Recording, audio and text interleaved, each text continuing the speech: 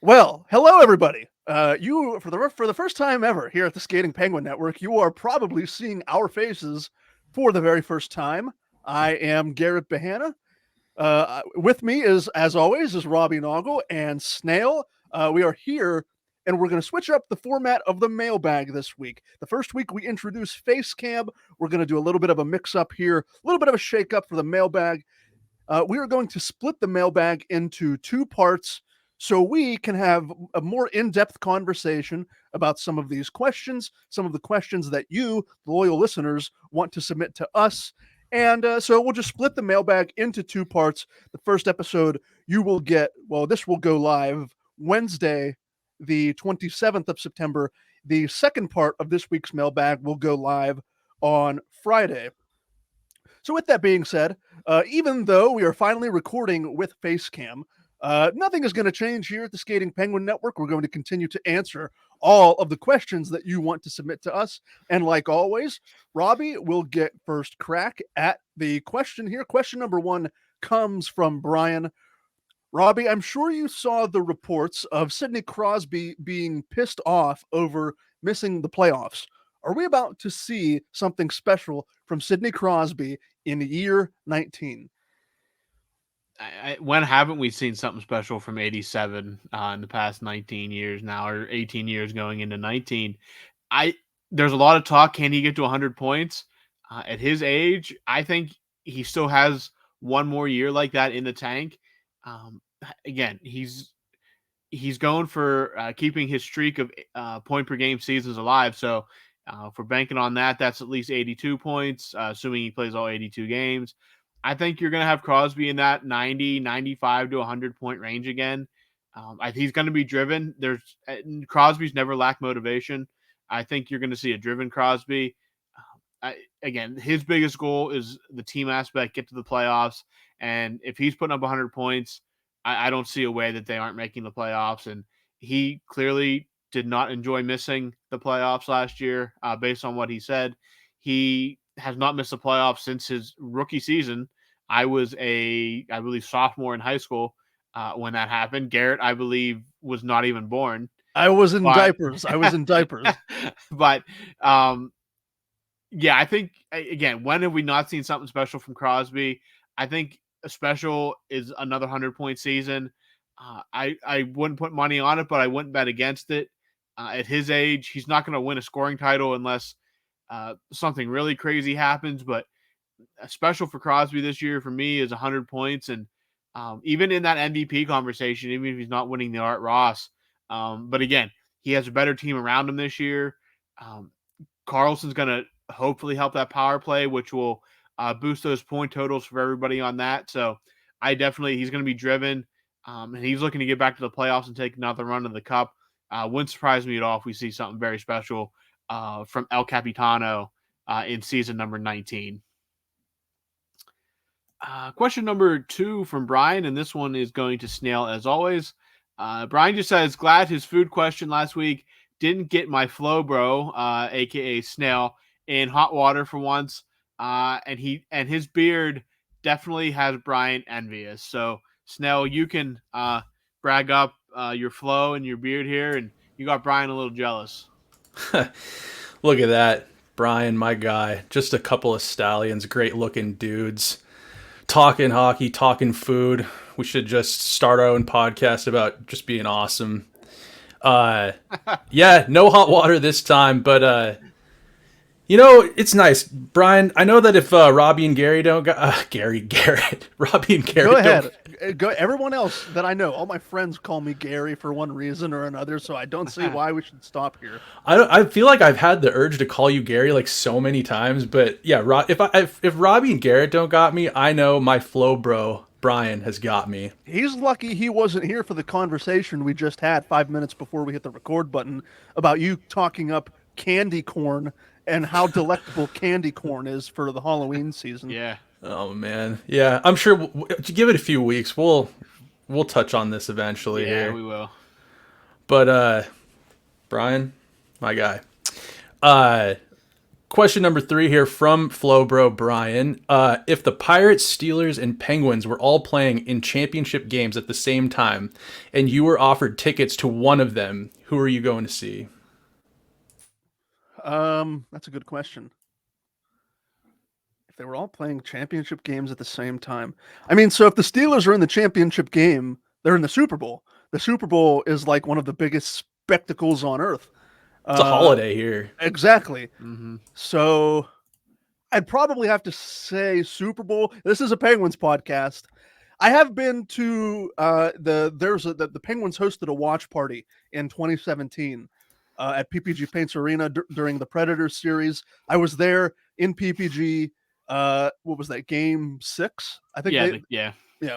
So I was there in spirit, de facto championship game, whatever you want to call it. I've never been to a Super Bowl. I think Robbie mentioned last week or the week before we had a question similar to this. Robbie would definitely, the Super Bowl is on his bucket list. I know that. So it's on my bucket list. But like, I know it's like a week-long event, but if I got, you'd have to give me free tickets. I could not go. I will not pay for Super Bowl tickets to go see the Kansas City Chiefs take on the Dallas Cowboys. Like, you give me tickets for free, I will pay. I will gladly pay any sort of amount of money if it meant the Steelers were in the Super Bowl again. So that's my thought process for it with regard to the Super Bowl. But if I had to pick one team with the championship game on the line, if the Steelers are in the Super Bowl, that's where my money is going for sure. Question number 4 comes from Brian as we go back to Robbie here. Are there any big takeaways you have from training camp so far? I think the plan of Erik Karlsson being mainly with Malkin and company is huge for Evgeny Malkin. I agree. And it seems like chemistry is brewing between Gino and Riley Smith. So, Robbie, you look at training camp now. The Penguins have a couple of preseason games under their belt. What are your early impressions about this team as we get closer to game number 1 against the Blackhawks? One of my big takeaways is the presence of Jake Guentzel. He started camp working off the ice in a small group of injured players, and it's not just a skate, just like getting out on the ice. He's doing individual workouts of 45 minutes, especially those first 2 days of camp, and he was back on the ice today. So I think that just seeing him on skates should make you optimistic. And Mike Sullivan still said that maybe 5 games Jake Guentzel misses, which is roughly, I believe, like the first 2 weeks of the season, something like that. So seeing Jake Guentzel on the ice, I think, is a big storyline that's kind of flying under the radar because we all kind of expected him to be out. But it is nice to see him on the ice. It definitely seems like there's something going on between Evgeny Malkin and Erik Karlsson. There was a lot of reports of Karlsson skating up ice, yelling for Gino, picking Gino out, getting him the puck. And again, Letang in that first pairing, and then Karlsson on that second pairing. 80% of games you're going to have either Chris Letang or Erik Karlsson on the ice. That is, nobody in the league can really put on that kind of embarrassment of riches. What the Penguins are going to be able to do. Now, again, it all comes down to execution, but overall, I really like to hear what I'm hearing, especially with Karlsson working his way into the mix. And then Mike Sullivan basically said they're ready to unleash the power play of with Karlsson and Letang on the points. And the Penguins for years have gone 4 forwards and a defenseman. It's going to be much different seeing 2 defensemen and 3 forwards. But when you have that much talent, I think you stack one power play, put them out there for a minute 15, depending on how it all works out with the setup, and you roll with it. As for preseason games, I guess the big story, Braden Yeager had a nice shootout goal. He kind of showed off that shot, which was a big selling point on him. Other than that, it kind of got to take everything with a grain of salt. In the preseason, I did notice they are playing right now, and Radim Zohorna has a goal tonight. Looks like a guy who's been kind of showing up in camp so far, and a name we're familiar with. We'll just have to see if he can find a way to crack into that lineup once the cuts come. Question number 5, going back to Snail, and this one is again from Brian here. Actually, Brian has all of our part 1 mailbag questions here tonight. So, question number 5, what's one song you would love to see live from one of your favorite bands that you know will probably never happen? I want to see Over My Head by Cable Car, or Over My Head, Cable Car by A Day to Remember. Well, a day to remember. I wish I could chime in on that, but I hope that can happen for you because the one song I'd like to see live will literally never happen. It would probably have to be Would by Alice in Chains, but Lane Staley, R.I.P. Sadly, has been gone for quite a while now. A song that could potentially happen. It would probably be a song Gold Weight by Title Fight. Probably just my longest running favorite band right now. They've been on a indefinite like hiatus for quite a while, but there's been some little rumors leaking out here and there that the band's maybe talking again, and it's been a long time since they played a show, but I hope that someday that could happen for me. I would like to. I hope I'm not catching either of you guys off guard here, but I'm super curious to know if what about you guys? That's a good question. When I was putting this outline together, I was thinking about this question. I knew it was going to you, and I thought I had an answer. I'm trying to rack my brain and trying to think back to a band or a song. Uh,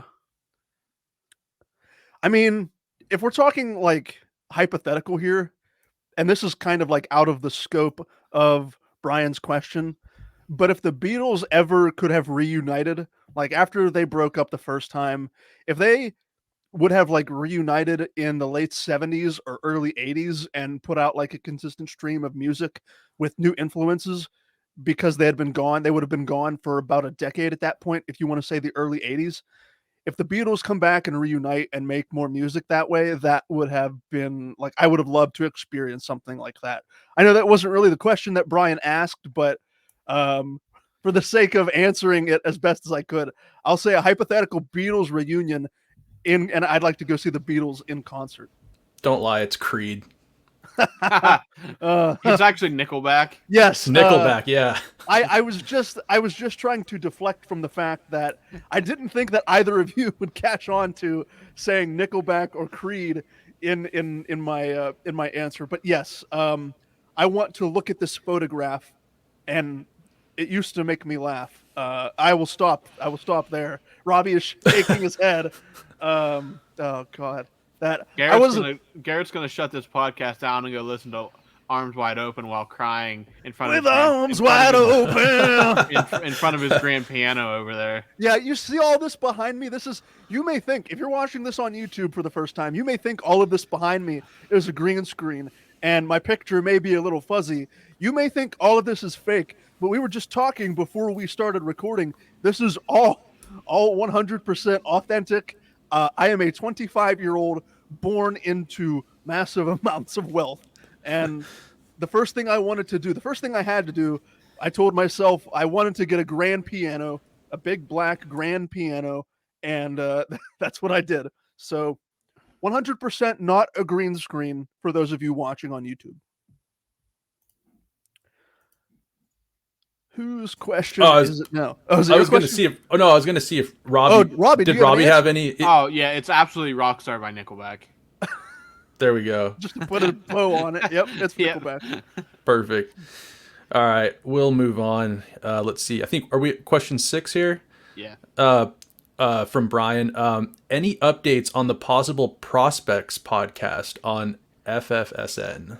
People really, and Brian specifically, it sounds like he wants prospect material. Robbie, you know the fellow we write with over at Pittsburgh. He's the one that really handles the Penguins farm system, David. Mm-hmm. I don't know if he has podcasting experience, but if people are interested in that sort of thing, if there is a growing appetite for podcast content, that would be he would be the first person on my list to try and recruit if he was interested in doing that. Yeah, or please reach out to us if it is something that Yes, you're interested in doing, because we can get absolutely. you set up. And again, I don't follow the prospects close enough to really give um, weekly insight. But if you're interested, please reach out to me, Garrett, or our fans first account, and just drop us a message, and we'll talk to you and see what the plans are. And because if you want to do something weekly, we can easily get you set up with whatever you're looking to do, and hopefully get you rolling on that. So yeah, if you're interested in that, please reach out to us. Dave, if you're listening and you want to do it, please reach out to us as well. Yeah. Boy, it's weird how all it was a DM sent to me on Twitter. Snail sent me a DM on Twitter, and it was really it started one of the most unfortunate chains of events that has ever transpired. Well, that one fateful night, he sends me that DM. That was right after I sent out the recruit message when we were looking to expand before Snail joined full time, and it's just been downhill ever since. And I I don't think there's a way we can go back up the hill, especially after all the terrible food takes he's given. So And you there's know, more coming. exactly. And if the candy corn tease at the beginning of the show was just the appetizer, then I can't wait to see. We're getting into the food holidays here in the United States. Halloween, Thanksgiving. Thanksgiving is like the biggest food holiday of the year, and Christmas. And I know because I know we're going to have a discussion when those holidays roll around. It's either going to be a question or Snail is going to pose the question and simply say, what does your Thanksgiving spread look like? And he's going to be the one to ruin it for everybody here. And he's going to say, oh yeah, I love cranberry sauce and I just love regular basic stovetop stuffing. Not even close, but we'll save that for Thanksgiving Day.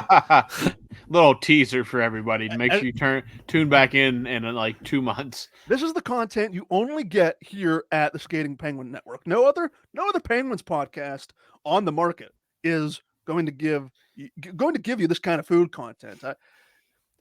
I mean, this is why you subscribe to the YouTube channel. This is why you subscribe to all the podcast feeds. The best food talk on a Pittsburgh Penguins podcast in the world.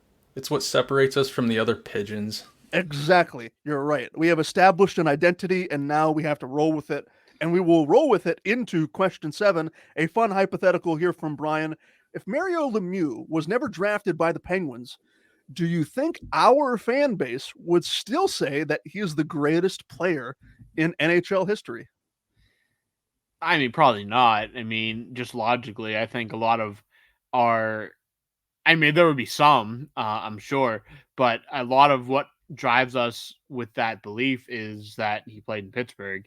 And I mean, the fact that it's a correct take, I mean, regardless of what uniform he put on, but probably not as many at least. I mean, um, again, a lot of our fan base wouldn't be as familiar with him because you wouldn't have the stories or the highlights or anything like that. But I mean, it's a terrifying thought to think that Mario's never drafted the Penguins. How much different is the franchise today? Is the franchise even still in Pittsburgh? Maybe not, probably not even. But yeah, as long as he was a Penguin, he's going to be considered the greatest of all time by a large portion of the fan base, if not a majority. And I mean, overall, he's a Penguin for life, and that's a great thing because it's terrifying to think what would have happened if he was not drafted in Pittsburgh. Question number 8 from Brian. Speaking of prospects, would you compare goaltender Joel Blomqvist as a prospect to Buffalo Sabres goalie Devon Levy? From what I've seen, both of them this offseason is that they're both very athletic. So I'm not comparing him to that Levi kid in Buffalo or Levy or however you say it. That kid's got a lot of hype behind him. He got a little taste of the NHL, and he went on a little bit of a run last season trying to get the Sabres into the playoffs. One thing that's kind of not really, like, I'm not sold on, not that I don't, I'm excited for Blomqvist, but like, dude, these athletes these days coming into the NHL and even prospects, these aren't like your grandpa's athletes. Like, these kids are all athletic specimens, and they grind, and they, from a young age, like specifically, I think in the sport of hockey, it's like they're playing only hockey from like a very young age. And I don't know. I'm not quite. I mean, yeah. My point is, there's a lot of really good athletes coming into the NHL and a lot of good athletic prospects. But I do like. I've been admittedly hard on like the Penguins goaltending. I was hard on Jari in the past, and like I was not in favor of bringing him back. But I'm going to keep an eye on this guy. I hope he does well in the AHL. I believe he's going to be in the AHL this year, right? Full time. He'll be a full timer. Yeah. So I hope that we're patient with him. Like I hope we don't see him this year. Like I'll say that. I think if we see him this year, it's because Jari's hurt. It's because Ned's hurt. And I mean, no offense to the guy who is bringing up, is it Hellberg? Yeah, Magnus Hellberg, number 3. Someone was bringing him up like a few weeks ago on the mailbag, and like, no offense to him or whatever, but like, I really hope we're not seeing a lot of that guy this year, because I think it's a break glass in case of emergency scenario. I agree. If we're seeing Blomqvist. So let's just hope that, no news is good news. Let's just say that with him, and we'll be patient with him, and we'll get a good look at him down the road sometime. Let's see here. Question 9 from Brian again. Since Brian sided with me on pineapple pizza, I have to stick up for Garrett with his well done steak. He's always eaten it that way, but recently he's more open to medium or medium well. What about blue? This. Oh. Does he put ketchup on it? Oh. Don't shake your head, Robbie. If we had done face cam last week and the masses would have seen what your vocal reaction plus your facial reaction to when I said I like all my meat well done, that you still shake your head. I'm just gonna keep shaking it. I see. I'm so glad that Brian is with me on this, and I know there may be those that listen but don't submit questions. I know that Brian and I are not the only two that either listen or contribute to this podcast that eat well done meat. You're gonna sit there and you're gonna shake your head, but I will bang on the well done meat train all day long until I am blue in the face. How do you get your burgers done? All my burgers are well done. Oh, He just gets a piece of beef jerky on a bun. You two are the worst because he doesn't even eat meat. You can't bring him into it. Well, I'm going to, because all of his food takes are trash anyway. Do you put ketchup on your steaks, Garrett? No, that I don't. I don't use. It's very strange. Very strange. I don't use condiments with my steak, but I mean, a steak and a burger are two different meals, two different. Yeah. I mean, I'll use a mountain of condiments for my burger, but if I'm eating a steak, I'm just eating the steak like with whatever seasoning is on there. But like Brian said, are you at all open to experimenting with a raw steak? I read somewhere, I don't know if this is factually accurate. I read somewhere that, I mean, the steak may be raw, but people are scared. I'm not necessarily scared to get sick from raw meat. I just am comfortable because I've eaten well done meat for as long as I can remember. So it's not that I'm scared of eating a rarer form of steak, but I know people are like terrified because if you have a rare or medium rare steak, they think that like the juices that come out of that piece of meat are like still blood from the cow, and it's not blood. It's like a protein that it is created, that like a protein that comes out of the steak that reacts with the heat. And again, I took one science class when I was in college, so I'm not the kind of person you want for chemistry or science questions, but I'm not scared to eat well done meat. I guess I'm just I'm too familiar with well done meat to venture outside of my bubble. Would I experiment with it? Yeah, absolutely. Like if we were in like a top-notch steakhouse, like one of the country's best steakhouses, and they said you couldn't get meat well done because it would be an insult to the chef, well then yeah, of course. Because I don't know if that's true or not. I hope, like in my head, I want it to be true. Like the chef comes out and he like yells at you for ordering a well done piece of meat. I get it. I'm in the minority here. But yeah, I would absolutely, venture out and experiment and try rarer forms of meat if it meant that it satisfied the both of you, because you just shake your head whenever I say the words "well done." Alrighty. Question 10. Again, this is the final question of part 1 of our mailbag. Again, we will have part 2 later in the week. Question number 10 comes from Brian. We will close things out with Robbie here in this episode. How are we feeling about the announcement of the TV broadcasters? I think the combination of Colby Armstrong, Phil Bork, and Mike Rupp with Steve Mears on the radio side is going to be super fun and very refreshing. Yeah, we knew about Josh Getzoff being the new TV guy, and I think that was pretty much well accepted across the board. Josh, if you've ever listened to any radio calls, you know he's exceptional. He's very, very good at what he does. Had huge shoes to fill in taking over from Mike Lang. So props to him for doing that job well, and now going to the TV where I think he's going to succeed, and everybody's going to find him that aren't familiar with him are going to find him extremely suitable for their listening needs. As for the color guys, I think pretty much overall you got exactly what you expected for the most part. Colby Armstrong, who has been taking on an ever greater role both locally and nationally over the past few seasons, will now take a more prominent role in the booth. I think it's important to get a guy like that in there that has played the modern game and understands the speed and just how the game is played now. Nothing against Bob Airy, but he definitely had an old school style of the understanding of the game. And Colby is he's younger, he's different. He played with Crosby. He's played with a lot of these guys. He's played in the modern NHL, so he knows the differences between how it's played today and how it was played in Bob Airy's time. And I think that's very important. Mike Rupp is pretty much in the same boat as Armstrong, but he's, again, more of a grinder, fighter type. So it'll be interesting to see what he brings to the booth. And Phil Bork is good. I mean, he's very, very good.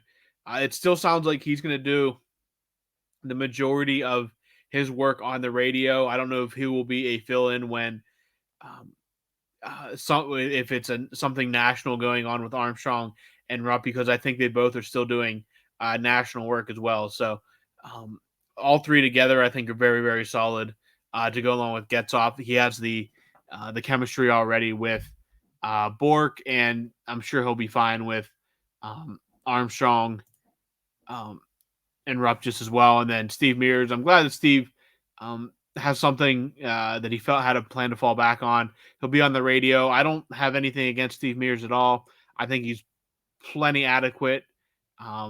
Maybe a little stiff sometimes in calling, but I think on radio he'll be fine. And I'm glad he's going to be able to stay in Pittsburgh and still work with the team and be around. I think that's good for him. He's a Pittsburgh guy, and I'm glad he's going to be able to kind of continue growing with the team and still get to call Penguins games. So, yeah, I think overall it's not much to complain about how Fenway Sports Group handled it. Really interesting. My big thing now is what are the visuals going to be like? Probably a new score bug coming along. Jay Caulfield's still going to be around. Dan Potash got a promotion, actually. I know a lot of people were a little angry when they found out he was going to anchor in the studio, but in reality, that is a huge promotion for him, and it's well deserved. He's been doing the ringside stuff for I don't even know how many seasons now. A well deserved promotion, and they brought in a new ringside reporter who has a hockey background as well. So yeah, I think on paper they all look good, and based on what we know about especially the guys in the booth, I think it's going to be a solid product all around. Definitely in need of improvement from years past. So fingers crossed it all works out, and I guess we'll find out here in about 2 weeks. For those that are watching the video feed on YouTube, Robbie, I have to ask, this is not related to any question or anything that we got here. Are you wearing a Gettysburg 1863 sweatshirt? I am. That is, I mean, I think where like did they have like a gift shop there? Did you get that at a gift shop or Yeah, I got it at the museum down there. okay, yeah, because that I have to get my hands on one of those. That I like that sweatshirt. Yeah, they have a bunch of different styles. This is the one that just stuck out to me. But yeah, a little cold in my house for some reason, so I had to throw a hoodie on. But no, yep, that's what it was. It's what, now, the hat is the Homestead Grays, the former Negro League team in Pittsburgh. But that's not related. They're not the two shirts aren't the shirt and the hat aren't related. They just both have a G on. What's the Gettysburg? Gettysburg, Pennsylvania, Battle of Gettysburg from the Civil War. Oh, yeah, heard of it. Oh, you've heard of it? You've heard of the Battle of Gettysburg? I guess it's I I guess it's different for I mean yeah. for Snail being on the other side of the country. I mean, it's not a massive thing here. It's not like we celebrate the Battle of Gettysburg or anything, but War merch. yeah, Basically, yep. there's a lot of places where I live and between where I live and where Robbie lives that are crucial to the Revolutionary War, the Civil War. Yeah. I mean, it's chock full. That's why I love it so much. I want to spend just give me a month where I have no responsibilities. I have endless money and I can just go from museum to museum. And a lot of history over there, huh? Oh yeah. Yeah, you could spend a lifetime looking at historical landmarks and historical figures, all that stuff here in Western Pennsylvania. Seattle's so soft. We're so new compared to you guys. Oh man, yeah. I mean, you got the volcano, Rainier or St. Helens. Yeah, I mean Rainier is too technically, but right? Yeah, Mount St. Helens too. Yeah. We have the one thing over here we have is the underground Seattle, where like the city used to be like lower, and then the whole city caught on fire, so they like built it on top of it. It's I don't know. Everyone's probably done that tour once in their life here, and it's soft compared to Gettysburg. I know. I'll take your seafood. Yeah, you would. Yeah, unreal here. I mean, we can get decent seafood, but I mean, if we go to Baltimore and stuff, you can get really good seafood. But I mean, Seattle, you guys pretty much just walk out, throw a fishing rod in your car and then after work go and grab hey kids, dinner's here. Yeah, I gotta skin the whatever fish. I don't know what the main the big name fish out there is that they're all thrown around in Pike's Place, but it's usually just like there's like a lot of different types of salmon, but it's usually just a huge salmon. Okay, yeah, salmon's good. I like salmon, but yeah.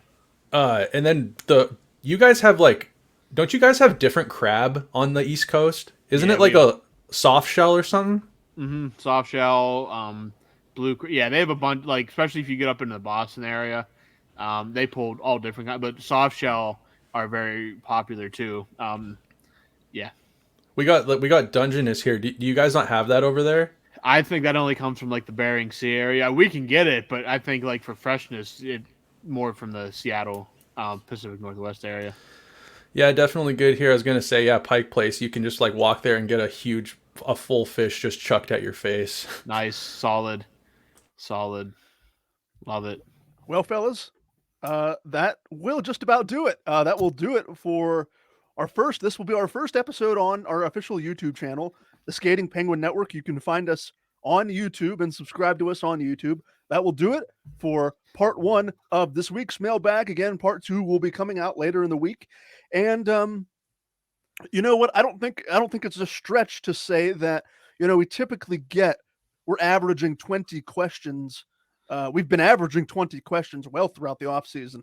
I don't think it's a stretch to say that we won't be averaging, or we will be averaging that moving forward. So don't be surprised as we get the regular season, as we kick the regular season into gear, if we end up splitting the mailbag into 2 parts moving forward on a permanent basis. I suspect that will happen as we get into the meat and potatoes of the NHL season, but we're getting closer. We'll have even more questions from you, the loyal listeners, to answer when we are back here for part 2 of the mailbag. For Robbie Noggle, I have been Garrett Bahana. For Snail as well, can't forget Snail, even if he has questionable food takes. But For my loyal and lovely co-hosts, I have been Garrett Bahana. Thank you so much for listening to this edition of the Skating Penguin Network, and we will talk to all of you again very soon.